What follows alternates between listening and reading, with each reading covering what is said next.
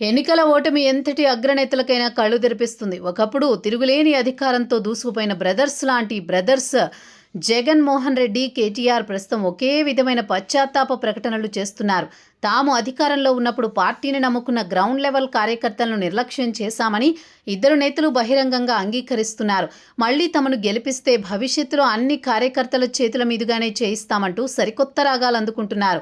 పార్టీలను మళ్లీ యాక్టివ్ చేసుకోవడానికి, క్యాడర్లో నూతన ఉత్తేజం నింపడానికి వీరు కార్యకర్తల మంత్రం పఠిస్తున్నప్పటికీ క్షేత్రస్థాయిలో కోల్పోయిన నమ్మకాన్ని మళ్లీ తిరిగి సంపాదించడం అంత సులువు కాదు.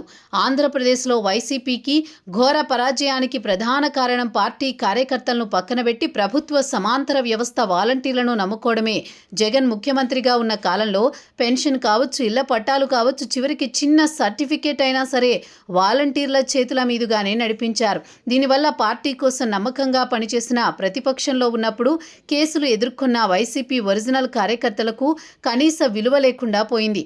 చివరకు వార్డు మెంబర్లు, సర్పంచులు కూడా నిధులు లేక పనులు చేయించలేక డమ్మీలుగా మారిపోయారు. పవర్లో ఉన్నప్పుడు తమను పట్టించుకోని అధినేత ఇప్పుడు అధికారం పోయాక మళ్లీ మీరే నా సైన్యం అనడాన్ని కేడర్ అంత తేలిగ్గా జీర్ణించుకోలేకపోతోంది.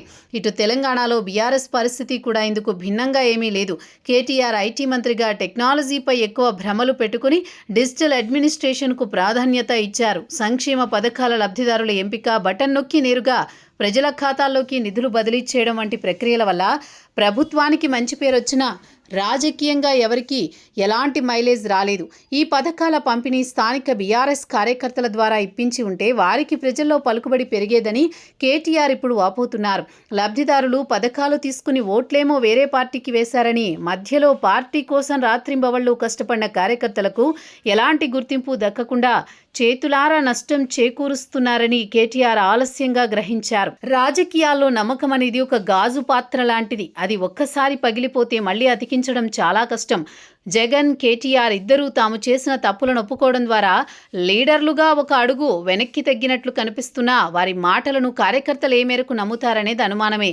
ఇప్పుడు అధికారం పోయి ఉనికి ప్రమాదంలో పడేసరికి మళ్లీ కార్యకర్తలు గుర్తొచ్చారని సోషల్ మీడియాలో వేదికగా సామాన్య క్యాడర్ అసంతృప్తి వ్యక్తమవుతోంది.